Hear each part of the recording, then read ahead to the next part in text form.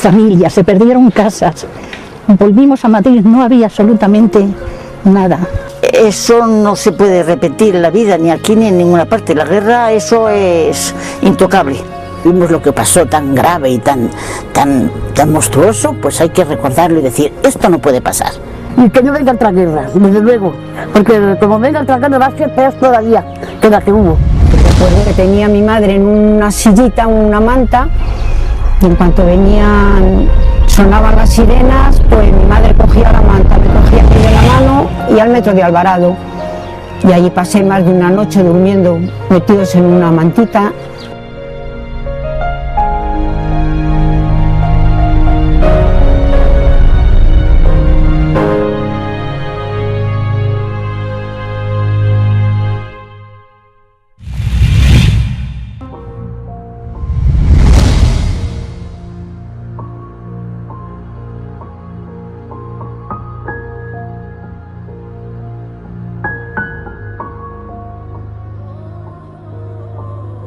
Me enteré de la guerra por la familia, el ambiente que había. Yo era muy niña, nos llevaron con los colegios a Valencia, mis padres se quedaron aquí con los hermanos mayores, un hermano se fue voluntario a las milicias, perdió la vida allí. Yo me enteré de la sublevación el 18 de julio por la tarde. Veníamos unos cuantos amigos de Valllanos del Río Manzanares. Y cuando llegamos allí al barrio, allí mismo yo me enteré de que en Marruecos ya había una sublevación. Yo me enteré por los periódicos, que leía los periódicos todos los días, que había habido una sublevación en Marruecos de los militares contra la República.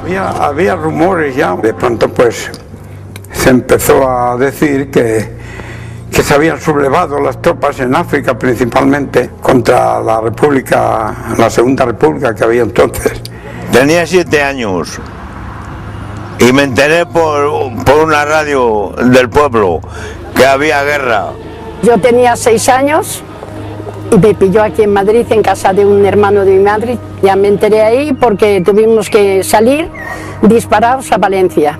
Yo vivía en el Puente Toledo y vino mi padre que había empezado la guerra y que había que salir para Valencia. Nosotros nos enteramos por la radio. Nos juntábamos todos los vecinos del pueblo allí y nos daban noticias por la radio lo que pasaba aquí en Alganda del Rey. La guerra estalló en el verano, el día 18 de julio, y nosotros estábamos en el campo al lado de la carretera que va a Alganda. Y estábamos mi familia, mi padre, mi madre, mis hermanas y mi hermano, porque estábamos segando un poco que teníamos allí de cebá y pasó un pobre de pedir que iba desde Morata a Arganda por la carretera y nos dijo, no trabajéis, que ha estallado la guerra. Y luego después pasó otro de aquí de Morata, que era Luis el Censo, con el carro y las mulas, que iba a carrear cebá como era en el verano, y nos dijo, ha estallado la guerra, no trabajéis. Y nos enteramos en el campo de que había estallado la guerra. Nosotros seguíamos trabajando aquí en el campo como sin tal cosa, claro. Hasta que nos llevaron a la guerra. Luego ya empezaron a llevar quintas, a nosotros la llamaban la quinta el chupete y a las quintas mayores la quinta el saco, porque en vez de llevar el maleta llevaban el saco, un saco la ropa, y le llamaban la quinta el saco. Yo vivía en el Camino de Arriba, número 46, en el Puente de Vallecas, y la guerra nos enteramos por una radio que tenía allí en la portera. Mis padres, más claro que se asustáis, que la guerra es muy mala, muy peligrosa, nos decía, y bajamos a la calle a jugar.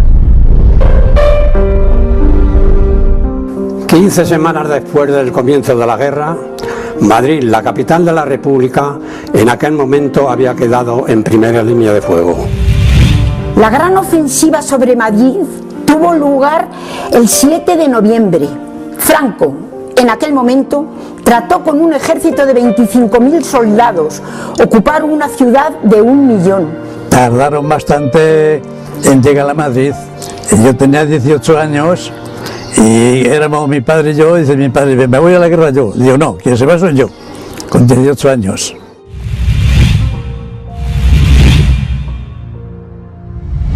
Nosotros vivíamos en el Puente Vallecas, vivíamos al lado de la fábrica donde trabajaba mi padre.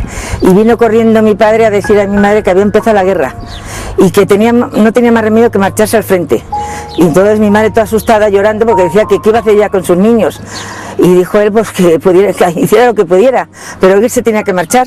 Así que lo único que hizo mi madre es agarrarse a nosotros y empezar la pobre a llorar. Yo, como era tan pequeña, lo único que sí recuerdo que en esa época no teníamos para comer y la vecina de al lado tenía un gato y no tenía hijos y le solía poner sardinas al gato. Y esta que está aquí, pues me senté, le quité al gato que comiera y me comí yo las sardinas. Eso sí lo recuerdo.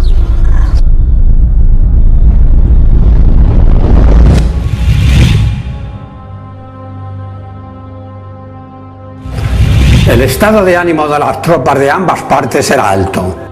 Las tropas de Franco porque venían de tomar Málaga y las tropas republicanas porque acababan de recibir la ayuda de los voluntarios internacionales.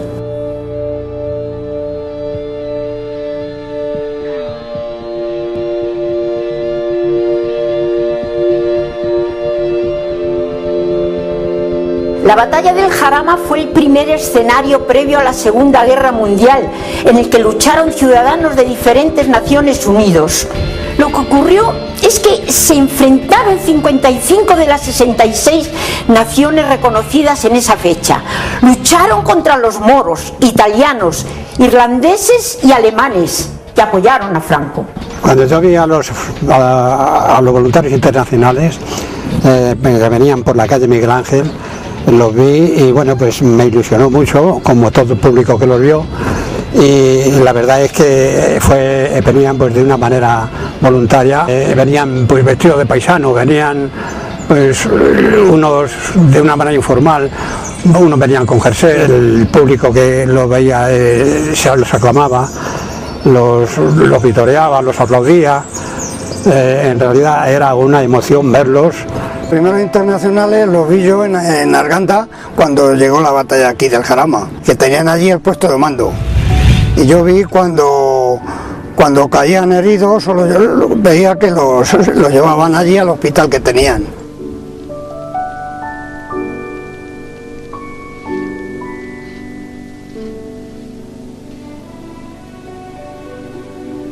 Los primeros meses de la proximidad del frente se evacuaron el pueblo, no había casi nadie, luego fueron regresando, pero no existían suministros, no había comida. Además en el mes de febrero, marzo, que todavía no se habían cosechado cereales y cosas, por tanto había un hambre terrible. En la guerra había mucha necesidad, había mucha hambre, pasábamos mucha hambre y te tenías que agarrar a cualquier cosa de lo que hubiera. Y una cosa muy curiosa que hubo, yo tenía un gatito, se llamaba Crispina, era una gatita, Crispina, y la pobrita no la tuvimos que comer. Estaba buenísima, pero antes éramos nosotros que ellos. Pobre Crispina, cuánto me acuerdo yo de ella, era negrita, preciosa. Que me perdone donde esté la gatita. Bueno, está en mi estómago. Nos daban, decían que era conejo, y cuando nos lo comíamos empezaban miau, miau. Y ya nos dimos cuenta que lo que nos habían dado había sido gato. En mi casa un día se reunían los amigos y pues, como éramos muchos, unas veces iban unos, otros, y un día se reunieron y fueron unos amigos a decir a mi madre que si les quería guisar un conejo que habían, pues sí, y lo guisó el conejo. Y al poco tiempo, por lo visto, creo que a mí me dieron una tajadita y que, ¡ay, qué rica! ¡Qué rico está, qué bien ha salido! Y al mucho tiempo, a poco, Asun, ¿qué te gustó el conejo? Pues muy rico. Dice, pues era gato. Digo, pues qué rico gato. Y esto yo no lo he sabido hasta ahora aquí en la residencia, porque el que hizo era Jesús y mi hermano Alejo fueron los promotores. Y yo cuando vinieron aquí y se juntaron Alejo y Jesús. Alejo, ¿te acuerdas? Acudimos a la casa, a la vivienda donde la madre de Sunti y Alejo, pues estaban allí, y le dijimos que habíamos cazado un conejo. ¡Uy, qué bien, un conejo! ¡Qué suerte habéis tenido! Con el perro de fulano, era mentira, pero ella se lo creyó. Claro, no tenía más remedio que creerlo, porque era tan real. ¿Qué habéis hecho con la cabeza? La hemos tirado, y el hígado, hombre, si es lo mejor. Bueno, nosotros nos callábamos así, muy cucos, nos callábamos, no queríamos decir lo que era. Bueno, pues sí, os lo guisaré, os lo cocinaré, para mañana irnos a comerlo por ahí, los amigos.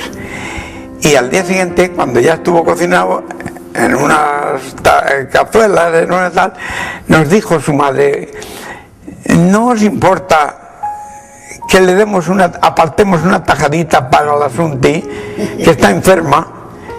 Claro, era un tesoro tener una tajadita de carne, y nosotros nos miramos así de bueno, vale. Total, que le apartaron para la Sunti una tajada o dos, se las comió, y hasta la fecha no se ha enterado que se lo dijimos. Sabía a gloria, seguramente, entonces. Me pasó muchísimo, muchísimo, porque yo, mi hermano, que tenía meses, no teníamos ni para darle sopas, y compró mi padre un molinillo, que todavía le tenemos, de esos de así, y todas las noches cuando venían del campo, mi hermano mayor y mi padre se sentaban en la cocina a moler trigo que teníamos para hacerle la papilla. Yo recuerdo a mi padre oírle, para oír los partes de guerra y las noticias que había, en una mesa ponía una pequeña radio que había, y entonces, para oírlo bien y que no se oyeran los demás de que se tenía, porque entre el vecindario había, ya sabes, cosas, entonces se tapaba con una manta, se echaba la manta por la cabeza, como cuando se toman vaos, pues eso se hacía él así, y así oía los partes de guerra. Mi padre, si quiso oír noticias de la guerra con algún familiar, iban todas las noches, eran 4, 5, 6, cada noche iban 2 a oír la radio a 7 kilómetros, que hay un pueblo que se llama Fuentes Buenas. Teníamos allí buena amistad, y una familia que le dijo a mi padre: si quieres oír noticias, vente a casa y las oyes. Ellos sí tenían radio, y allí lo oían todas las noches que fueron. En Arganda los partes se llevaban un motorista que se la jugaba todos los días para pasar de Arganda a Madrid. Eran los partes de guerra que había desde aquí ya, porque ya se tiraban tiros, y entonces pues iba a Madrid como si tenía que traerlos de Madrid para acá. Esta oficina estaba en la calle La Paloma, que sigue llamándose igual ahora, y había otra más para abajo, que era solo de españoles, en la calle San Juan. Empezaba diciendo: el parte oficial de guerra del Ministerio de Defensa Nacional, y empezaba por el Ejército del Centro. Como no había actividad, pues apenas decía sin novedad, más luego seguía y decía Ejército de Levante, las tropas al servicio de la invasión, inmensamente protegidas por aviación y tanque, se han infiltrado en las posiciones republicanas. Los republicanos se han retirado a unas cotas para una mejor defensa. La moral de las tropas rebeldes es muy baja, la moral de las tropas republicanas muy alta. Y así terminaba prácticamente el parte de guerra. El parte era todas las noches, si lo daban sobre las 9, por las 9 los daban, o bien de aquí de Arganda, del frente, de donde estaba en el frente, lo que había ocurrido por parte de nacionales y por parte de rojos.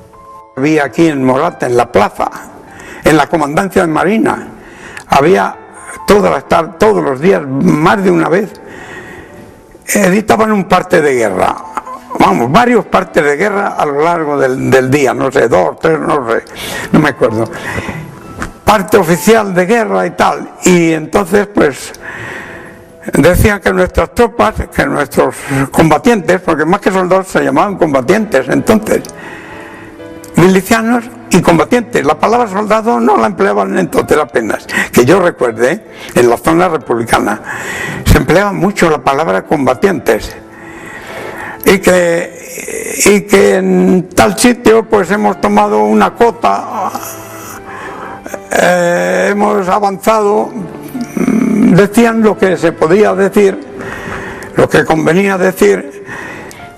Muchas veces pues casi era una noticia ilusoria, propagandística, en beneficio naturalmente de su marcha. La guerra eran falsos la mitad, porque decían la brigada tal la cogió tanto y cuanto, y lo que era al revés, que la habían perdido, que la habían perdido, no cogido. Franco y sus generales tenían prisa por tomar Madrid. Desde el 16 de enero de 1937, el ejército republicano ya sabe que los nacionales proyectan una ofensiva en la zona comprendida entre Vallecas y Aranjuez.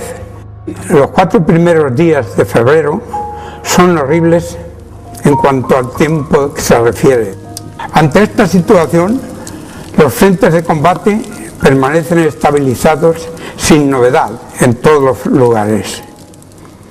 El día 5 de febrero del mismo año 1937, por fin dejó de llover. Ya tenían todo cercado, todo alrededor, solamente quedaba la salida para aquí, para Valencia. Al amanecer del 6 de febrero salió de Pinto la primera brigada al mando del coronel Rada. En pocas horas lograron alcanzar el cerro de Cabeza Fuerte, provocando el abandono de parte de los milicianos. El avance de las tropas nacionales de Rada y Barrón continuó hasta hacerse con los alrededores de la Marañosa. La situación de los combatientes republicanos en Cienpozuelos no pudo ser más desesperada. A pesar de encontrarse en la línea ferroviaria Madrid-Alicante, no recibían munición.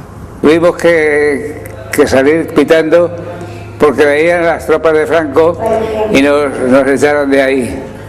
El frente era estar metido en una trinchera y te tiraban obuses, te tiraban morteros, y si tenías la suerte que algunos te daban, pues ya sabes lo que te pasaba. Estaban tan cerquita unos de otros que por las troneras te colaban las balas. ¿Y cuántos han muerto con el tiro en la frente?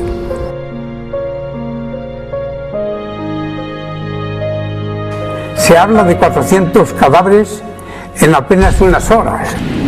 El resultado de esta primera ofensiva del ejército rebelde es fulminante, pese a que las tropas de Barrón se han mantenido en la reserva. El avance de los nacionales prosiguió triunfante los días 8 y 9 de febrero. Se formó un combate de miedo, el ataque de los nacionales.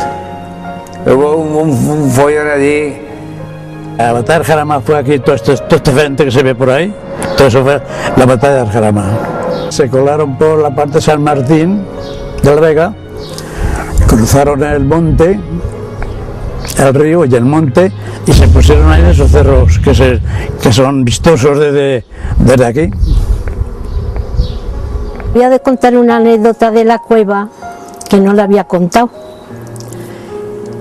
Estábamos, claro, los dueños de la cueva era un matrimonio y él era médico, pero ya muy mayor, y tenía un miedo, y siempre cuando tenía que bajar a la cueva y eso, había una piedra en donde él dormía grandísima, y siempre decía: Luquitas, Luquitas, tú dime, ¿se caerá esa piedra encima de mí? Pero no, hombre, no, don Julio, no tenga usted cuidado, esa piedra está desde que... Ay, yo me da mucho miedo. ¿Se caerá? Tú, Luquitas, que eres muy listo. Dime, ¿se caerá? No, señor, duerma usted tranquilo. Y él se quedaba más tranquilo. Pero eso a los chicos nos daba mucha risa, porque siempre Luquitas, Luquitas.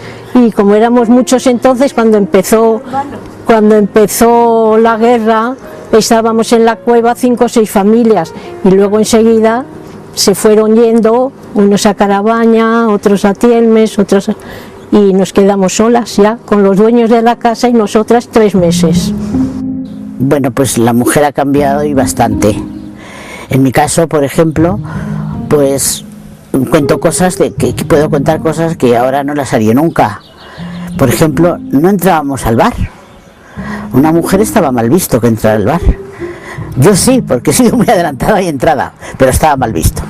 la mujer se dedicaba a la casa y al campo. Así, cuando llegaban los padres ya viejecitos, siempre había una mujer en la casa para cuidarlos. Nuestros padres, si íbamos al baile de una boda, que no estábamos invitadas, iban a por nosotros, pero como si fuéramos mujeres casi malas. Claro, nos escapábamos, pero eso estaba ahí. Ahí mismamente enfrente estaba el baile. Y si ibas al baile, iba la madre de ella con ella. Y las pobres mujeres ayer pasando frío, las ropas con hasta que terminaba el baile. Ellas solas no iban a ningún sitio. De noche, vamos, pues de día sí podías ir por la calle, pero por la noche si ibas al baile, iba la madre con ella. Ella sola no había nada que hacer. Un hombre era consciente de que si invitaba a bailar a una mujer o incluso le pedía relaciones, habría de haber ya una relación, una amistad entre ellos, pudiera tener éxito. El éxito le concedía a la mujer siempre.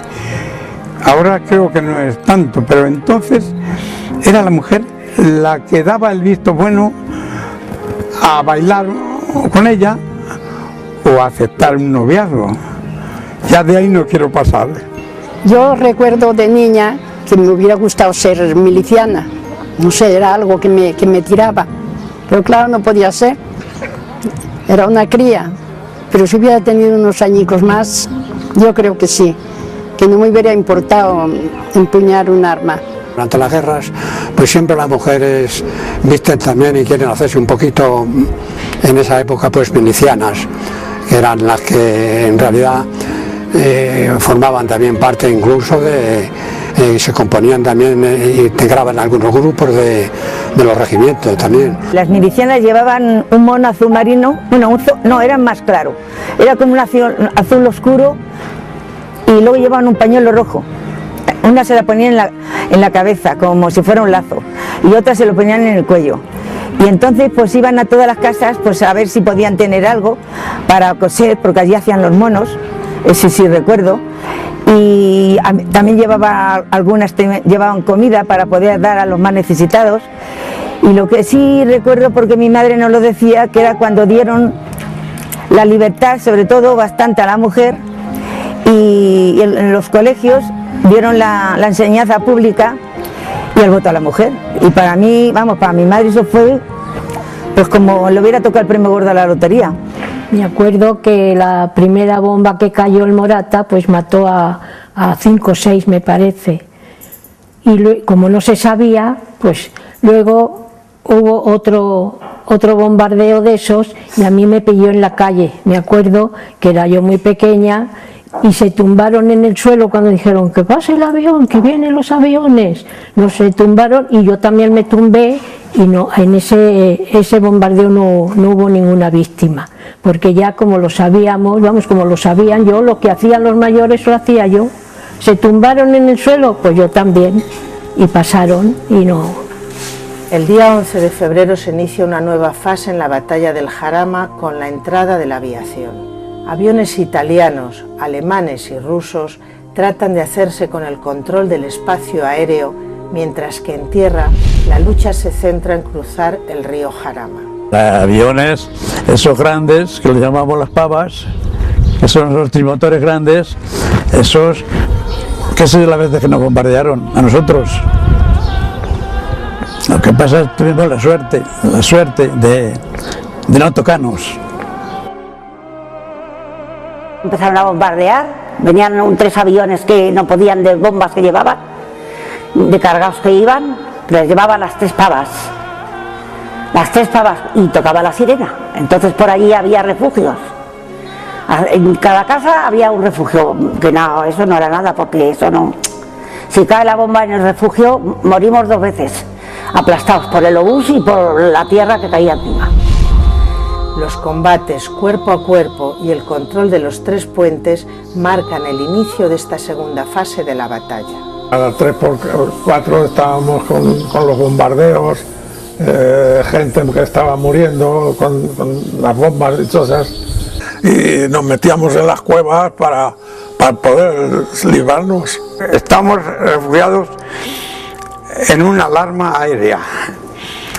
Oíamos, desde la cueva ya se oían los motores de los aviones, aquel motor patético, trágico que sonaba a muerte aquellos motores. Las primeras bombas venían de sur a norte, los aviones, vendrían de la parte de Toledo seguramente, de algún aeródromo que tendrían por allí. Los primeros bombazos que estallaban se oían más lejos, no muy lejos, pero el siguiente más cerca. Y ya el último que oímos fue tan grande que se conmovió todo el refugio, toda la cueva se conmovió. Entró un aire por la puerta de la cueva, que apagó los candiles que teníamos para alumbrarnos, como un soplo tremendo, como el soplo del infierno casi. Y bueno, aquello fue un drama, las mujeres, los niños, todos gritando porque no sabemos qué había pasado. Y es que había caído una bomba bastante grande a 15 metros de donde estábamos, de la boca de la cueva, y una casa la hundió por completo, la derrumbó, la derrulló, la destruyó, tapó la calle, todo de escombros. Claro, la onda expansiva fue tan grande que, bueno, una de las partes se entró por la boca de la cueva, del refugio, y nos dejó a oscuras, un tufo de pólvora, de polvo, de qué sé yo. Aquello parecía que era el fin del mundo para nosotros. Durante un primer momento se mantuvo la superioridad republicana en el cielo, pero posteriormente son los aviones nacionales de la Legión Cóndor con sus ametralladoras quienes logran hacerse con el control. Esto no se me olvidará jamás en la vida. Mi madre con la mano puesta así sobre el balcón. Dios mío, aquí vamos a morir todos, todos vamos a morir. Yo agarrada a sus piernas, llorando, llorando. Y al pocos segundos mi madre decía, ¿pero qué pasa? ¿Cómo tardan tanto en estallar estas bombas? Volvíamos a mirar, ¡ay, lo que viene por aquí, Dios mío, lo que venían de bombas! Y luego hasta que nos dimos cuenta que eran sacos de pan. En sacos y porciones también sueltas, cosa que luego, claro, al llegar al suelo no nos lo dejaron comer porque decían que sí estaba envenenado y nos querían envenenar. Pero yo eso no se me olvidará en la vida, el miedo que pudimos pasar, llorando allí por las bombas, ay. Había en las eras, había un guarda en una era alta y otra ahí, con una bocina, y cuando venía la aviación tocaba la bocina, y venía la aviación y claro, todo el mundo ya, el que más, el que menos, pues tenía ya los refugios y iban a refugiarse, y tiraron, pero una mañana ahí enfrente, y precisamente al lado del pueblo, 8 bombas cayeron. Y solamente un hombre que iba por el camino se tumbó en el camino y fue el único que hirieron. Pero no, muertes no hubo. Cortaron la carretera de Villarejo. Esa cayeron 2 bombas en la misma carretera. A las 5 de la tarde cuando teníamos que tener cuidado, que era cuando venían las pavas, que eran los trimotores o los bimotores alemanes, que era cuando estaban los mosquitos, que eran los rusos, que esos eran los que subían los aviones para arriba y nos salíamos nosotros de la cueva. Yo por lo menos me salía de la cueva porque subían para arriba y bajaban para abajo. Cuando bajaban para abajo iban a por la pava, seguro. Una vez la cazaron y vino a parar aquí a Vilches. Y bueno, y la metralla, digamos lo que soltaban los aviones estos pequeñitos, los mosquitos, y los otros ingleses que también eran mucho más rápidos que los alemanes. Para eso, pues se rompían las tejas, claro, tiraban todas para nosotros. Yo me salía de la cueva y mi madre tenía que salir corriendo a buscarme para que no me saliera a la calle, al patio, para verlos. Yo ya veía subir y bajar. Y como yo, pues un montón de arganda y no nos pasó nunca nada.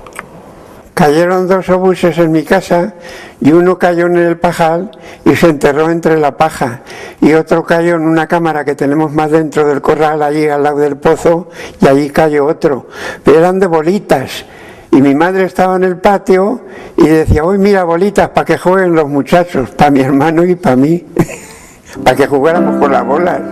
Jugábamos a saltar, a la comba, jugábamos a hacer teatros. Poníamos bancos, nos vestíamos de lo que fuera. A mí me ponían de directora y ponían los bancos. Yo era la maestra y no sabía yo hacer la redonda con un vaso porque no me dio tiempo de ir a la escuela. Y entonces, pues eso, en eso pasábamos, jugábamos a las maestras por la mañana, luego por la tarde jugábamos a la comba y cuando sentíamos los aviones, pues todas las chicas corriendo a la cueva. Me acuerdo yo que estábamos cosiendo en la calle, las amigas, la Carmen Jiménez. Estábamos haciendo alpargatas, que hacíamos alpargatas, porque no había alpargatas. Y ya venía la guerra y ya todo el mundo a las cuevas. Y nosotros de momento queríamos verlo, como si fuera algo grande, ¿sabes? Es que claro, teníamos pocos años. Pero era miedosísimo, y hasta que su padre de Carmen nos cogía a la cueva, a la cueva, a la cueva, y todo el mundo a la cueva corriendo. Pero era miedosísimo porque eran unos ruidos con los aviones, no sé lo que sería esto de las bolas, si eran obuses, si eran, no sé qué sería, porque lo de las bolas, claro, pues ocupaba el pueblo, de tanto que tiraban. Y duraban a lo mejor 2 horas o así. Hemos jugado a las tabas, hemos jugado a los cantillos, hemos jugado a las cartas, hemos jugado a saltar, a los nubles, a los tocinos que llamábamos. A la lima. A los bonis, a la comba, a las tabas. Jugábamos al corro, cantábamos canciones. Jugábamos a clavo, jugábamos las 4 esquinas, en una calle nos poníamos las 4 esquinas, una se ponía en el medio, 4 chicas, ¿no? Y una en el medio. Y una vamos cambiando, te cambiaban dentro de la otra salía y eso, ¿sabes? Jugaban a la guerra también, unos y otros, a lo que se estaba viendo. En la guerra los niños jugábamos mucho al rescate, a la comba, jugábamos a la carioca, jugábamos a las tabas, a los bonis y jugábamos también, hacíamos teatro, y cuando venían los obuses pues nos íbamos todas corriendo y muchas veces nos metíamos debajo de la cama, y un hermano mío a 2 hermanas mías las metió en un baúl, que mi madre buscándolas no las encontraba, hasta que claro, el niño dijo que estaban ahí. Pero de todas maneras los niños de entonces éramos pues como muy infantiles, demasiado infantiles, no como ahora. Veíamos la guerra y lo veíamos como muy natural. Decía, mamá, madre, que ya vienen los aviones, Y las pobres madres, la mayoría, por lo menos la mía, se iba corriendo al bate, pues se le descomponía el vientre del susto que tenía. Yo jugaba al peón, con las chapas, y jugábamos a las bolas, y jugábamos todo, y eso en la calle, en cualquier calle de Arganda, jugábamos. Porque solo teníamos miedo a las 5 de la tarde, que es cuando venían los aviones que iban camino de Alcalá a bombardear Alcalá. Otras veces se quedaron aquí las bombas, porque le cogía de paso.